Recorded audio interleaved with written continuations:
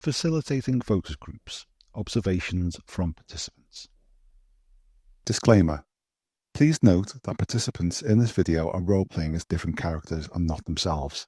Some names have been changed. In scenario 1, there was definitely an awkward atmosphere.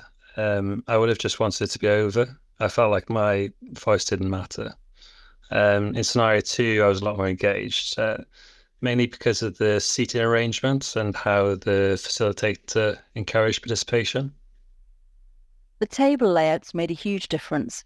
In scenario 1, I wasn't anchored into the group because of the seating plan. And because of this, I felt like I had the freedom to get up and make a coffee without it affecting the others. It also meant that the same thing applied to the packet of crisps tempting me. I'm not really in the middle of this group, so it won't matter if I eat them quietly. In scenario 2, I was really close to everyone else, possibly closer than was comfortable at the start.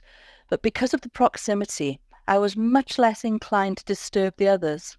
There was more eye contact, and the ground rules had been set by the facilitator beforehand. So if I had got up from the table, I would have been far more conscious of doing so.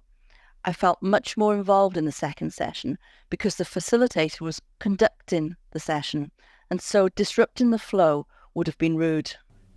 In scenario 1, I felt totally displaced and felt it was totally useless to join a focus group. I was feeling lost.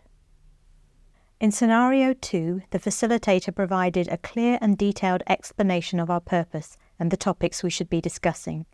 We sat closer together instead of being spread out, and I could see everyone. This made me feel more comfortable sharing my ideas, and I felt more connected as part of the group. In both scenarios, Jess acted as a dominant participant. She was always very eager to contribute, which is great for an active focus group discussion, but at the same time, facilitators need to pay attention that other people have a voice too. This means having to stop such participants in a tactful manner and invite others to offer their views. Check back in scenario 1 and 2 and see if you can spot any such strategies from the facilitator, other potential behaviours. Can you spot in both scenarios any of these potential participant behaviours? People who are hesitant to speak unless directly asked. People interrupting others or starting their own conversation instead of waiting their turn.